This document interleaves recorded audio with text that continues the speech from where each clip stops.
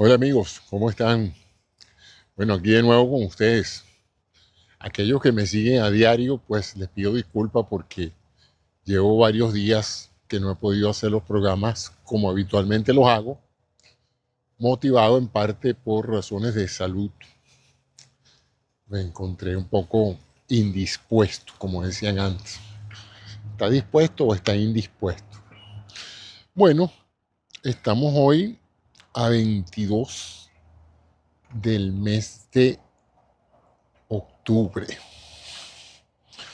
Estamos ya cercano al final del mes y estamos todos ansiosos porque están pasando muchas cosas.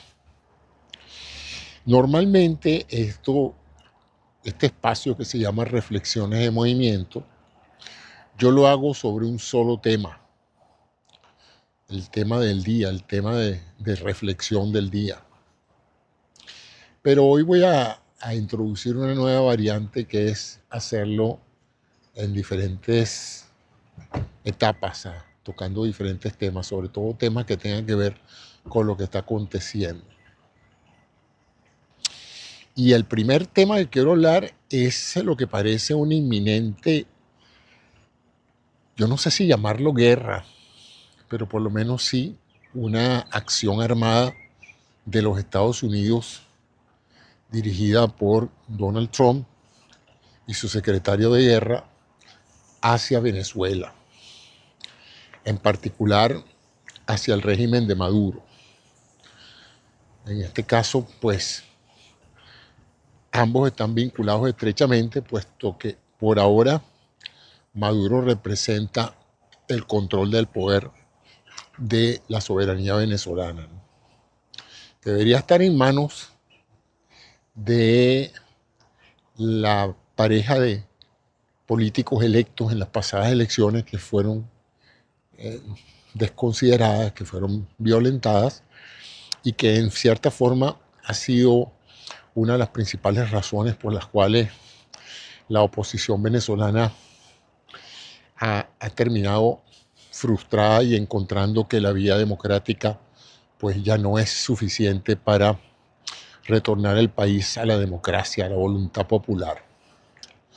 Por lo tanto, pues se ha promovido en los Estados Unidos y en esta administración en particular la idea de que la única manera de retornar a Venezuela a la lista de países democráticamente manejados, democráticamente gobernados, es a través de una caída del régimen de Maduro y de sus secuaces.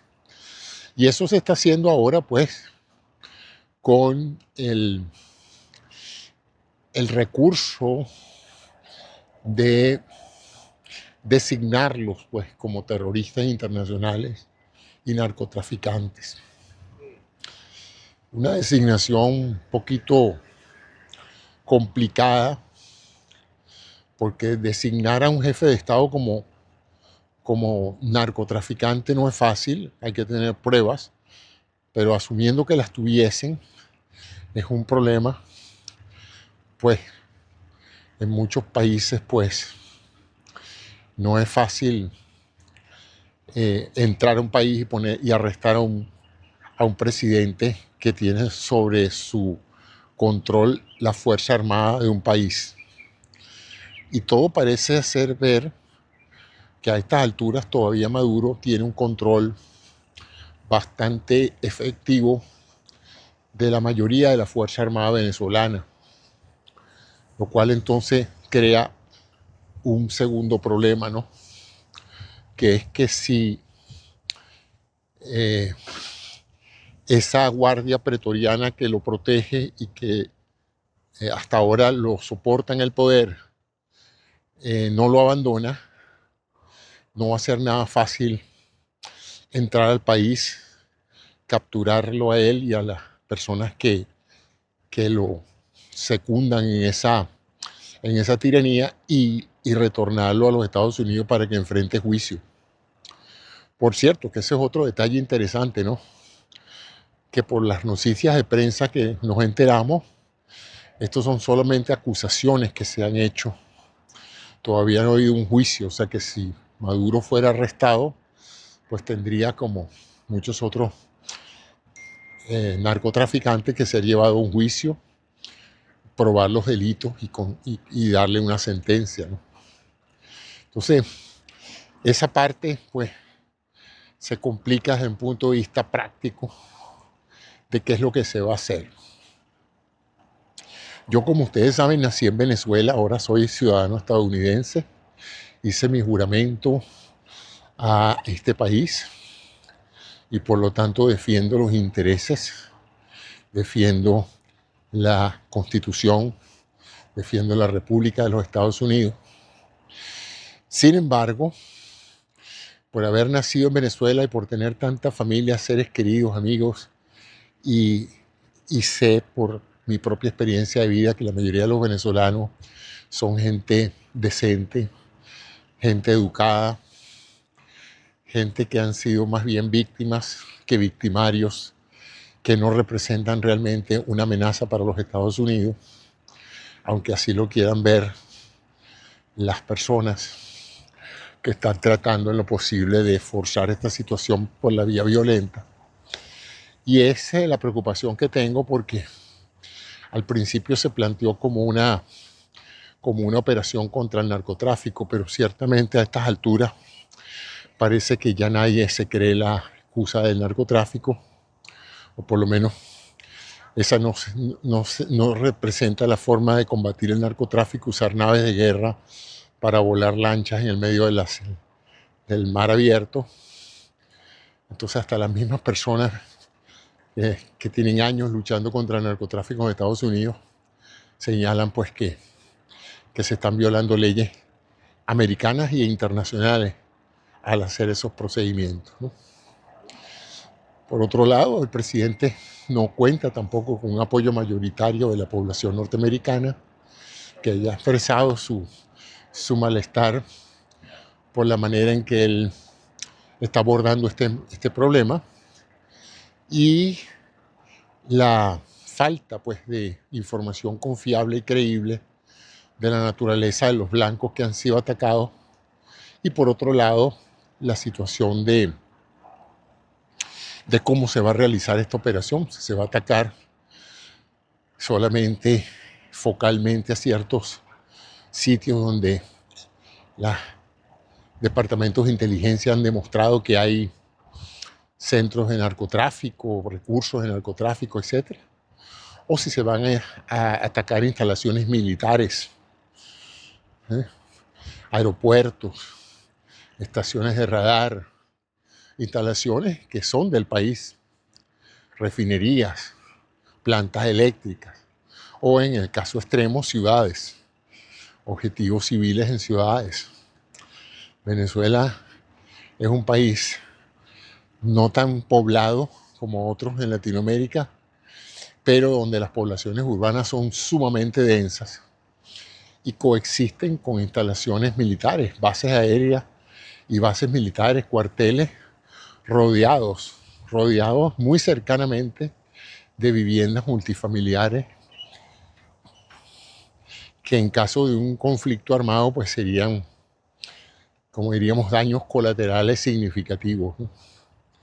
Eso no está claro, de tal manera que estamos ansiosos todos, los estadounidenses, los venezolanos americanos que vivimos acá, y los venezolanos también, porque ellos van a ser directamente los más afectados de cualquier acción militar. Mi posición es la de que yo espero que nuestras Fuerzas Armadas estadounidenses actúen con inteligencia y con humanidad, entendiendo que la idea debe ser, el objetivo debe ser esencialmente el presidente o el dictador Maduro, como le quieran llamar, y su gabinete, su gente más cercana.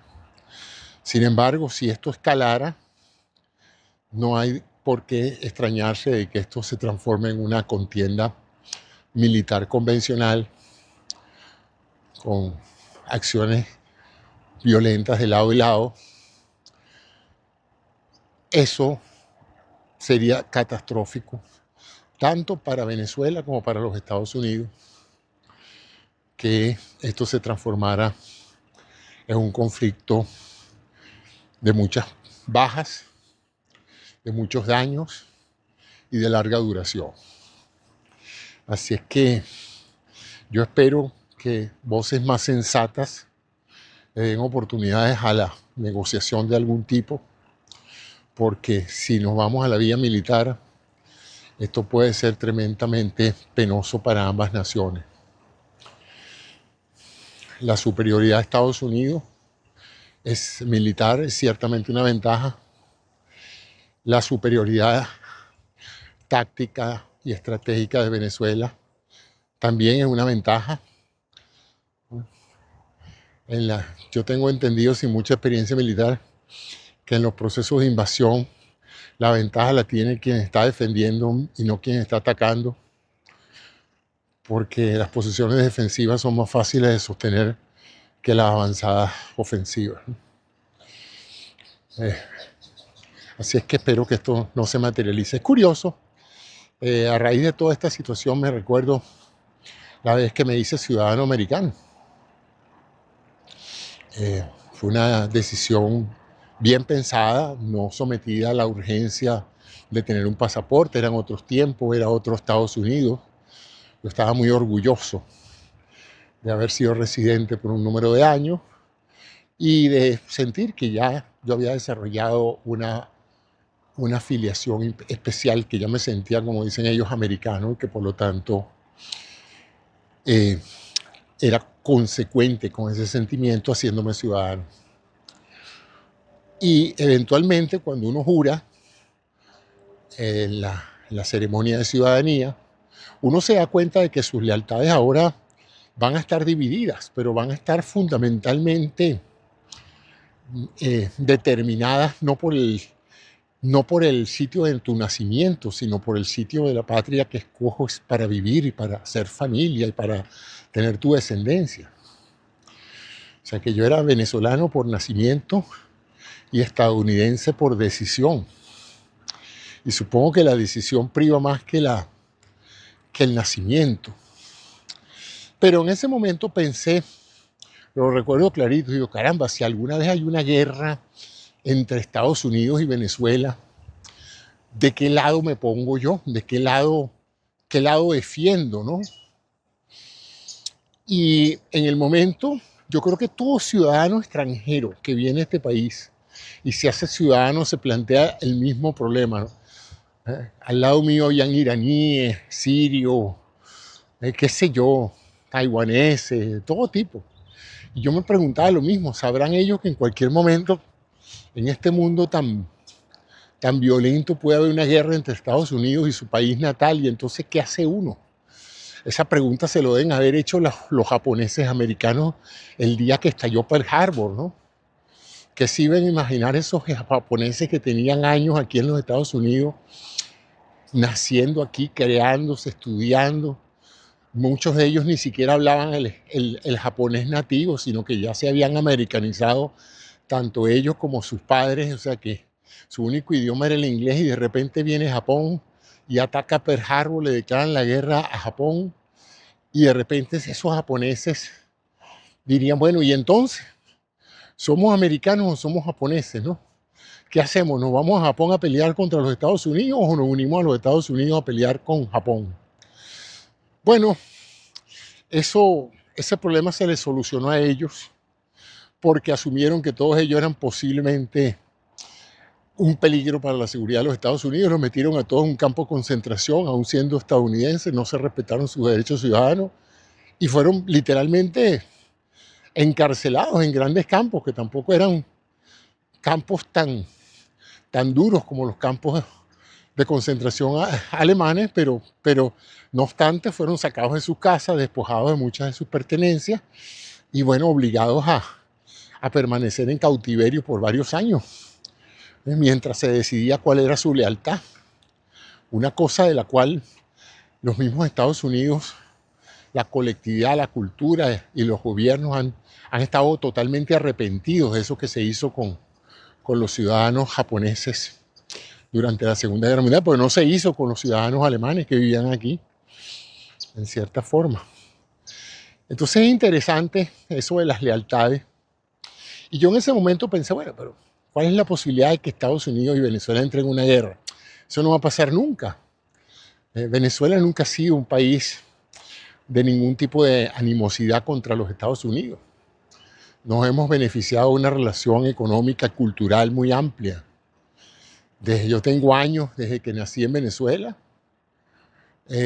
celebrando el 4 de julio en el círculo militar, en las actividades que organizaba la embajada.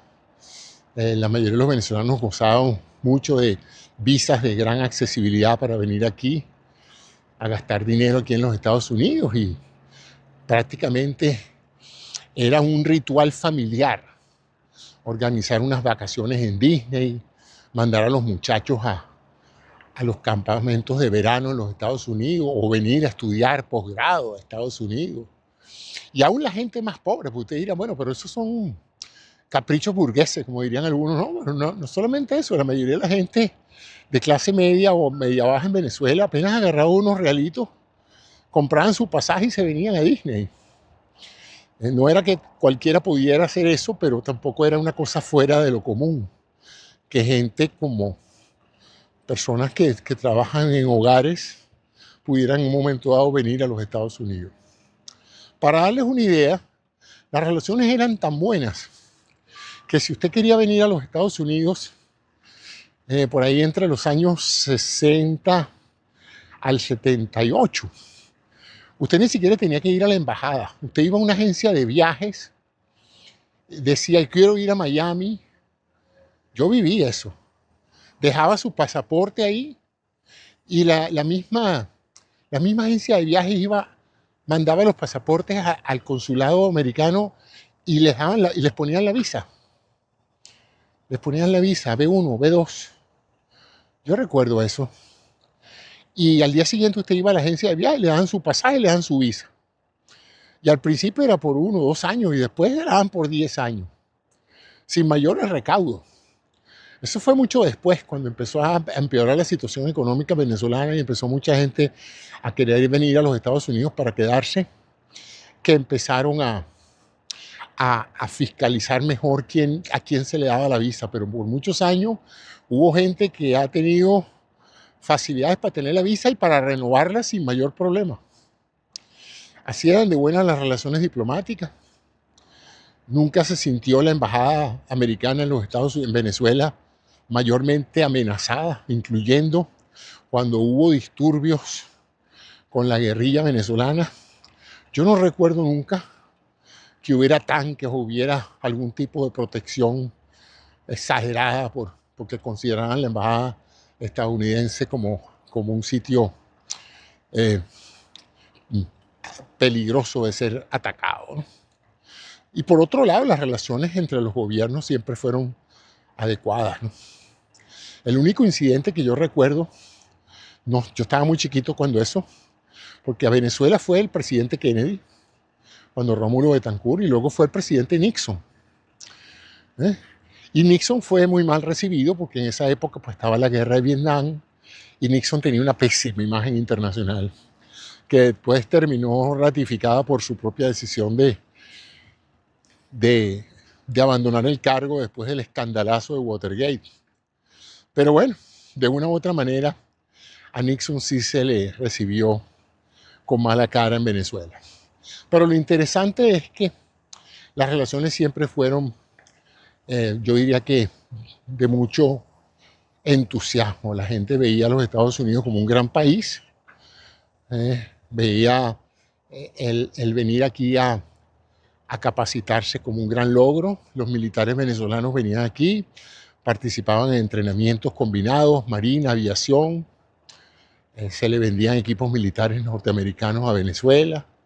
Venezuela era un socio confiable de los Estados Unidos y una fuente inagotable de petróleo confiable y barato. O sea que eso nunca fue un proceso de crisis, de manera tal de que históricamente nunca ha habido razones para pensar que ningún gobierno venezolano pudiera tener ningún interés en, en entablar un conflicto diplomático y mucho menos militar con Estados Unidos, ¿no?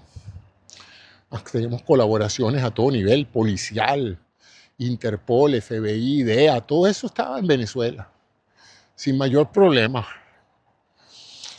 Bueno, llega este régimen de Hugo Chávez y se torna antiamericano, ¿no? Sin embargo, es interesante que en los comienzos de Chávez, uno de los que yo recuerdo que era un gran aupador de Chávez, era el mismo embajador de los Estados Unidos en Venezuela, porque Chávez era un individuo que le decía a la gente lo que la gente quería escuchar, y evidentemente el embajador también de esa época, que no recuerdo cómo se llamaba, también cayó bajo los influjos de Chávez, y también más de una vez dijo, bueno, él se llamará socialista, pero hay que evaluarlo por lo que hace y no por lo que dice.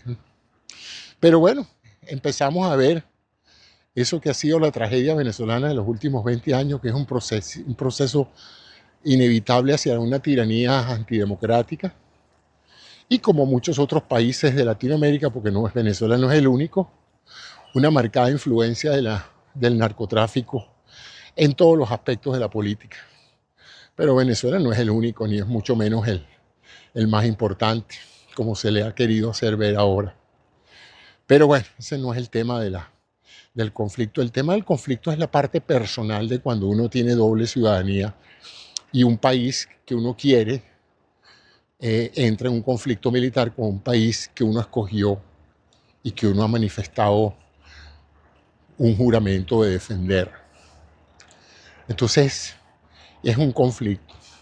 Lo que nunca me imaginé yo era que esta nación que yo quiero tanto pudiera caer en manos de este gobierno actual. Y creo que no estoy solo. Más de 6 millones de estadounidenses salieron este fin de semana pasado a manifestar su derecho a mantener la libertad y la democracia y a tener un gobierno decente, que no abuse de los derechos ciudadanos. Y bueno, nos encontramos entonces en esta situación donde este no es el Estados Unidos que Venezuela conoció y que el mundo conoció en el pasado. Este es un Estados Unidos que ahorita está buscando pelea con todo el mundo, con sus aliados tradicionales europeos, con su aliado del norte, Canadá, con su aliado del sur, México, con sus aliados asiáticos.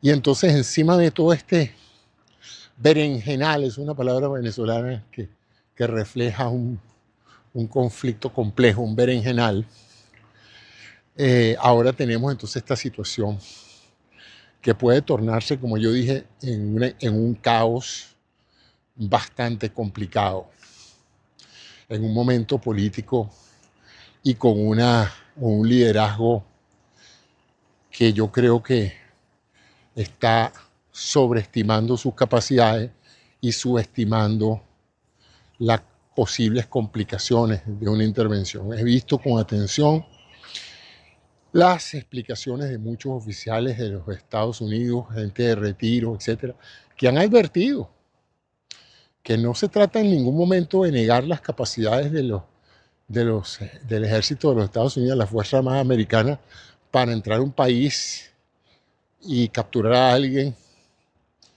y neutralizar un posible foco que afecte la seguridad y la estabilidad de la región. Pero también ha pasado en otras partes que ese mismo planteamiento se ha hecho y no ha salido bien. Porque las guerras todo el mundo sabe cómo comienzan, pero nadie sabe cómo terminan. No solamente no se sabe cómo terminan, sino nadie sabe cuánto duran y cuánta gente se muere.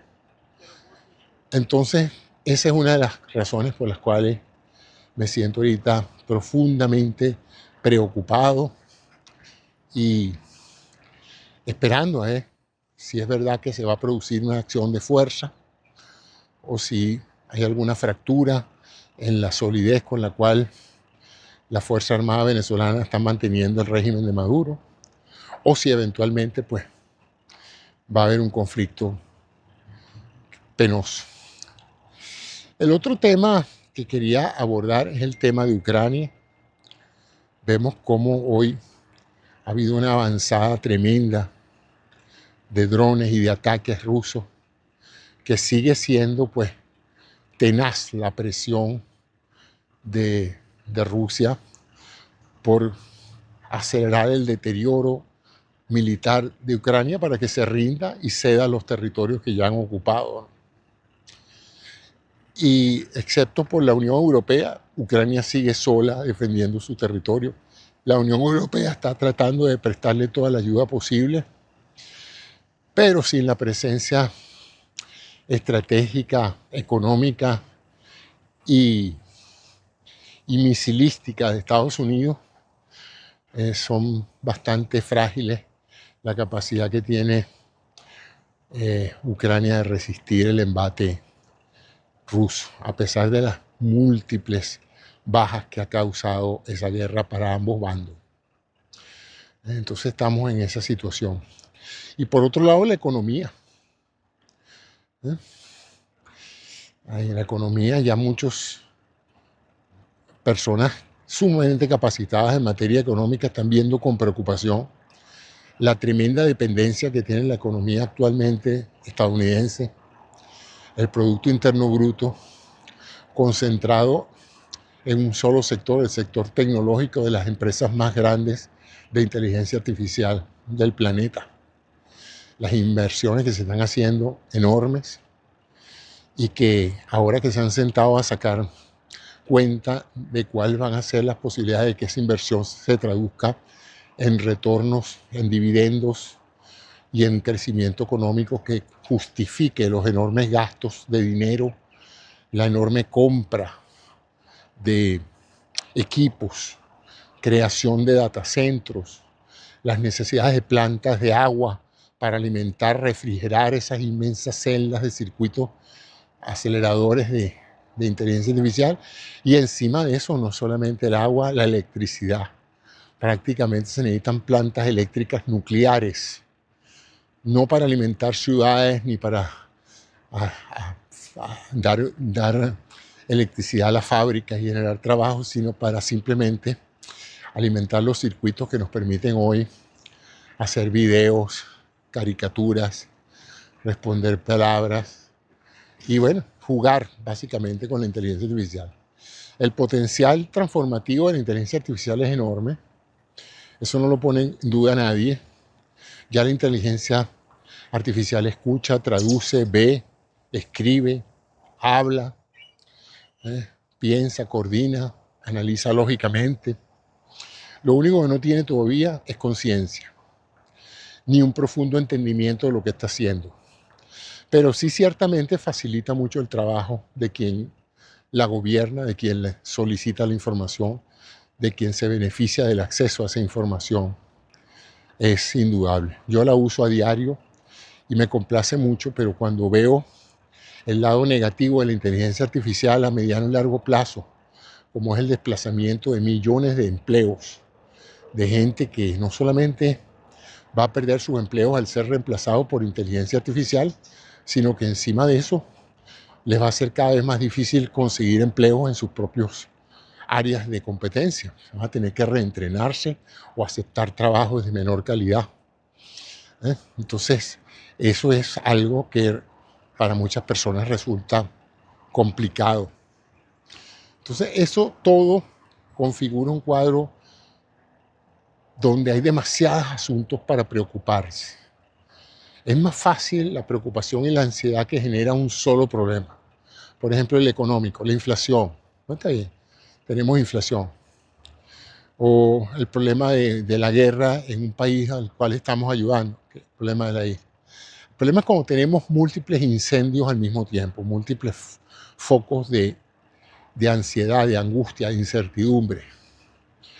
Y sí, pareciera que la economía se está enlenteciendo, que está creciendo, digamos que artificialmente a expensas de un pequeño grupo de compañías que no les faltan inversionistas y que se están gastando todo el dinero que les entra en comprar GPUs y en montar estos centros de datos esencialmente para satisfacer las exigencias de una inmensa cantidad de gente que ya ha pasado de ser un usuario sorprendido por las capacidades de la inteligencia artificial para pasar a ser un usuario que ya como que se está dando cuenta de que sí es muy útil, pero no para todo, que es muy útil, pero que a veces comete muchos errores y entonces hay que revisar todo lo que te está diciendo, porque puede haber cosas que no están fundamentadas, alucinaciones como se les llama,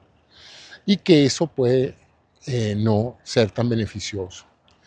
Y eso es muy común en la introducción de cada tecnología, de cada nueva transformación social y cultural, que hay una etapa lenta inicial donde la curva de adopción casi no se siente, nadie sabe, solamente la gente que está metida en eso sabe lo que está pasando. Y luego se crea un punto de inflexión donde la curva sube estrepitosamente, sube en forma exponencial y se va hasta las estrellas. Solamente para que en ese rumbo a las estrellas se estrellen, porque usualmente se sobredimensionan las expectativas. Ya pasó antes en el fin de siglo, en el año 2000, con las .com. Se pensó que toda empresa que se llamara .com había que echarle montañas de dinero porque eso iba a ser un boom y todas ellas iban a hacer dinero. Y no tardó mucho tiempo mucha gente en darse cuenta de que era un espejismo y que la mayoría no tenían ningún modelo de negocio viable y que después de toda esa inmensa cantidad de dinero que se gastó en comprar servidores, en emplear programadores, diseñadores gráficos, data centros, etcétera, pues terminó que la mayoría de esos planes de negocio no sirvieron para nada y no funcionaron. O no funcionaron o no estaban maduros para el momento. Yo fui uno de esos que creé una empresa.com y pensé que el momento estaba dado para computarizar el área de la salud y sin embargo creo que me equivoqué en el timing, en el momento apropiado. 4 o 5 años después hubiera sido un total éxito, pero en ese momento no se dieron las condiciones y el capital, como llegó, se esfumó. Los inversionistas se asustaron y la gran mayoría de los proyectos se quedaron sin dinero. Entonces eso pasó en el 2000 y eso trajo un gran descalabro de los índices económicos, de los ahorros de la mayoría de los estadounidenses que están en la bolsa de valores, ¿no? Ganando intereses, invirtiéndose en cosas productivas. Y del planeta entero, porque la inmensa mayoría del planeta ahorra y coloca y compra acciones y paquetes financieros en Wall Street. Entonces se cayeron no solamente las bolsas de los Estados Unidos, sino la bolsa europeas y asiáticas se vinieron abajo por el colapso de las .com. Luego vino la burbuja inmobiliaria del año 2008 y hoy se está hablando con mucho énfasis en la burbuja de las inteligencia artificial. ¿Qué es la burbuja? Bueno, surgió ChatGPT, mostró sus capacidades, la gente se entusiasmó tanto y dijo, esto hay que meterle mucho dinero, no solamente a OpenAI, que es la creadora de ChatGPT, sino empezaron a aparecer las competencias y todo el que decía, yo estoy trabajando en inteligencia artificial, sin saber quién era, le daban yo no sé cuántos millones de dólares para que arrancara, ¿no? Y el problema con eso entonces es que se crean enormes expectativas.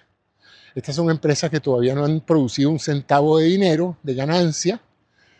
Todo lo que entra se va en gastos. Todas están perdiendo dinero. Unas menos que otras porque tienen otros negocios, pero las que están todavía en inteligencia artificial, como OpenAI, no hace sino gastar dinero en cada vez que sirve a un cliente en una solicitud de IA, ¿no?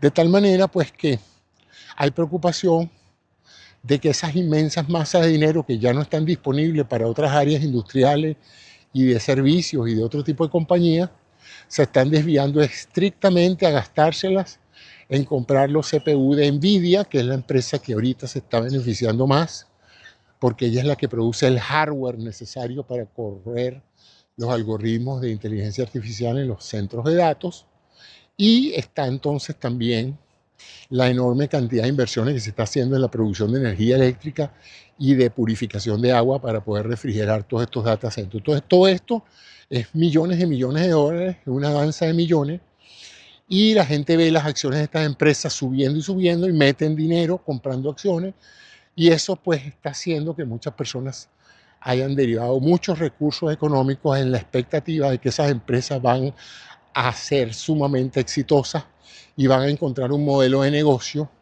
que va a devolverles con creces no solamente lo que han invertido, sino dividendos enormes a futuro. El problema, como lo plantean muchos conocedores de esto, es que toda esa inversión se está haciendo en equipos electrónicos. Entonces esto no es nada más una burbuja financiera de invertir en compañías que no van a dar dinero y que por lo tanto tú vas a perder tu inversión, sino en compañías que están invirtiendo en activos fijos, en hardware, que se vuelve obsoleto muy rápidamente. Es como que si usted hubiera dicho, como yo voy a trasladarme al año 2000, como yo voy a montar una empresa que va a hacer un portal de servicios de Internet para Latinoamérica, yo me voy a comprar 1.500 servidores. Entonces usted ponía una orden a una empresa de computadora, en esa época eran los Pentium de Intel, y se compran 1.500 servidores, ¿no? Y bueno, usted empieza a preparar toda la infraestructura para esos millones de clientes que usted piensa que le va a dar servicio informático. El problema es que esos individuos no terminaron manifestándose, no terminaron entendiendo la propuesta de valor, no entendían qué era lo que usted estaba vendiendo, ni le encontraban aplicación práctica en el día a día. Entonces usted no pudo cobrar esos servicios que estaba ofreciendo. Y a sus inversionistas perdieron ese dinero. Pero no solamente perdieron el dinero, sino que cuando iban a rematar la compañía decían, bueno, pero ahí deben estar los 1.500 servidores que se compraron, ¿no? Sí, pero es que ese era el Pentium 3. Ya ahora hay el Pentium 5 y ya esos computadores que se compraron ya no valen prácticamente nada. Es más, considéralos desahuciados porque nadie los compraría porque son una tecnología ya superada. Entonces, no tiene nada de extraño que si los datacentros de inteligencia artificial que actualmente se están construyendo en muchas partes de Estados Unidos y de Europa y de Asia, en China, se exageran su dotación y su tecnología pensando que eso va a dar sustrato para servicios por una década o 2 décadas, pueden encontrarse dramáticamente afectados porque mañana alguien haga un chip que hace lo mismo que 100.000 chips o un tipo de procesamiento algorítmico que lo que antes tomaba billones de tokens ahora se hace con 100.000 tokens. Todo esto lo estoy diciendo porque lo he escuchado y se lo he escuchado a gente que sabe mucho de esto y se los estoy traduciendo a ustedes en un lenguaje más sencillo. Es que usted está comprando una cantidad de tecnología que puede volverse obsoleta sumamente rápido. Ya los chinos nos dieron una gran sorpresa cuando sacaron un modelo de inteligencia artificial que en vez de lograba los mismos resultados con menos tarjetas de cómputo, ¿no? Lo cual significa pues que podían ofrecer los servicios a un más bajo costo. Bueno, eso tumba la rentabilidad de una empresa que diga yo voy a ofrecer esto a $500 para que las personas tengan este acceso a estos algoritmos y a estos servicios, y resulta que alguien dice mira, fulanito te está cobrando $500 mensuales por ese acceso cuando yo te cobro 50. Ya está, de un día para otro, las ganancias de esa empresa que se dimensionó para $500 por usuario se acabaron, ¿no? Entonces, esa es una volatilidad que es difícil de entender. Como lo dijo hace poco Bezos, creo que fue que le hicieron la entrevista, cuando tú haces un ferrocarril y tiendes la vía férrea, esa vía férrea va a estar allí por muchos años y va a seguir siendo usada por décadas y décadas. Y no es tan fácil de reemplazar de un día para otro, porque el riel lo va a tener que necesitar cualquier tren, sea uno viejo o uno nuevo, va a tener que correr por el riel. Pero en estos casos, es la locomotora la que puede cambiar y en ese caso, pues, las locomotoras pueden, en un momento dado, de una generación a otra, tener cambios significativos que abaraten el costo. Todo esto se los estoy diciendo porque hay de nuevo voces que ya están alertando de que hay que ser cautelosos con las inversiones en materia de criptomonedas, con las inversiones en acciones tecnológicas, porque todo apunta a que estamos en un pico que antes de que pruebe la verdadera utilidad y rentabilidad de todos estos negocios, va a tener un bajón fuerte. Y en este caso, si estas empresas no empiezan a mostrar ganancias sustanciales dentro de los próximos meses o un año, vamos entonces a ver un abandono de estas acciones que va a hacer que muchas personas que han invertido en acciones costosas tengan que venderlas a precio de remate porque ya no valen tanto como se pensaba antes. Y con el consecuente desempleo y con la consecuente trascendencia para toda la economía. Por otro lado, los informes económicos recientes dicen que la economía real, esa que no está basada en 5 o 6 compañías grandes, no pareciera estar creciendo mucho. El sector servicio ha bajado, el turismo ha bajado, la hotelería ha bajado, hasta Las Vegas, que toda la vida fue una ciudad que reflejaba el gasto discrecional de millones de americanos que podían darse el lujo de ir a Las Vegas a gastar dinero jugando y divirtiéndose y asistiendo a los espectáculos, ha bajado la cantidad de gente yendo a Las Vegas, lo cual demuestra que no debe ser que el beneficio del bienestar económico que se aparenta sea muy eficiente. Y por otro lado está todavía por materializarse el incremento en los costos de todo por virtud de los aranceles que se dispusieron para poner un arancel a todos los productos importados. Un arancel es un impuesto al que consume, porque el que termina comprando el producto es el que paga el arancel que hubo que pagar para traerlo al país. Así es que hasta ahora, como ese proceso que se anunció ha sido intermitente, no ha habido todavía un impacto grande, pero lo va a haber, porque algo que entraba antes al país con un 5% de impuestos y ahora entra con un 20, 30, 40% de impuestos, adivina quién va a pagar ese impuesto a la hora de comprarlo, lo va a pagar usted. Quien lo traiga y lo pagó ya, se lo va a cobrar a usted. De tal manera, pues, de que eso es técnicamente un impuesto, ¿no? Y por otro lado, es la incertidumbre de las decisiones económicas que se están tomando, que está haciendo pues, que muchas personas estén muy preocupadas por el estado actual de la economía. Además de que el país está parado porque no se aprobó el presupuesto, millones de americanos no están recibiendo su sueldo y pareciera que ambos partidos están en un estado de limbo en que cada uno está esperando que el otro haga algo para retornar a la normalidad. Entonces, eso es el programa de hoy, un paseo por los asuntos que más me hacen reflexionar hoy. La situación con Venezuela, qué irá a pasar, irán a atacar, no irán a atacar, no irá a pasar de lo que ya se ha hecho, o esto va a terminar, como escuché el otro día, en una vietnamización de Venezuela. Y no porque Venezuela sea capaz de entablar una guerra como Vietnam, pero sí un proceso trágico de muchas muertes y de muchos dolores, tanto para las tropas estadounidenses como para los ciudadanos venezolanos que inevitablemente se van a ver afectados sin culpa alguna por la violencia misma de la guerra. La economía y, bueno, está otros factores que no voy a hablar hoy porque ya me cansé, llevo 45 minutos hablando, pero después de tantos días metí en mi casa sin hacer ejercicio ya necesitaba salir. Así que esa es la razón por la cual, a pesar del poco de malestar que tengo, decidí volver a pedalear y a contarles a ustedes las cosas que me hacen reflexionar. Muchas gracias a ustedes por la atención que me prestan. A los que me siguen, pues agradezco que me sigan.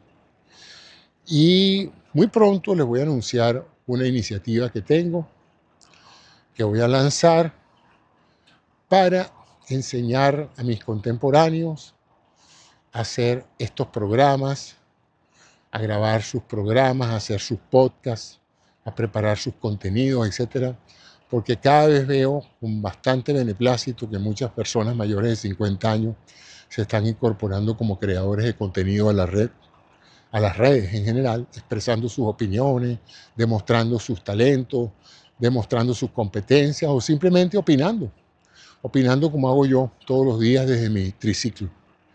Así es que ya les contaré cómo puedo yo ayudarlos, una consultoría que puedo ofrecerles, caso por caso, para que ustedes entonces me manifiesten cuáles son sus áreas de interés y yo pueda brindarles el beneficio de una experiencia de más de 40 años creando contenido, productos audiovisuales, profesionales de todo tipo, tanto educativos como comerciales. Y bueno, en esta etapa de mi vida pienso que es bueno brindarle a la gente el producto de la experiencia adquirida y de la enorme, porque no es nada más la experiencia anterior, es la experiencia cotidiana que tengo, porque mi trabajo a diario es establecer qué tecnologías son nuevas, qué productos son buenos, qué productos son malos, qué productos son útiles, cuáles no son muy buenos, pero no tienen mayor utilidad práctica para mí o para algunos de ustedes. Así es que si quieren ustedes beneficiarse de ese servicio, pues déjenmelo saber en los comentarios y pronto van a saber más de eso en una nueva página web que voy a abrir que se llama drcisneros.net. Yo tengo varios dominios, doctorcisneros.com, drcisneros.com y ahora tengo drcisneros.net. Y el .net lo voy a hacer entrar en interactuar con ustedes en materia de capacitación para aquellos que lo quieran hacer por hobby, por necesidades de negocio, para mejorar sus habilidades de venta, etc. Voy a darles lo mejor que he podido obtener de años de estar trabajando en esto. Al principio como parte de mi profesión y ahora como mi dedicación casi exclusiva en esta etapa de retiro. Muchas gracias a todos por su atención y nos seguiremos en comunicación. Déjenme sus comentarios y déjenme saber si este formato de comentar varias cosas durante las reflexiones les parece más entretenido. Muchas gracias y buenas tardes y buenas noches. Mañana de nuevo trataré de estar con ustedes como siempre, porque es algo que disfruto mucho.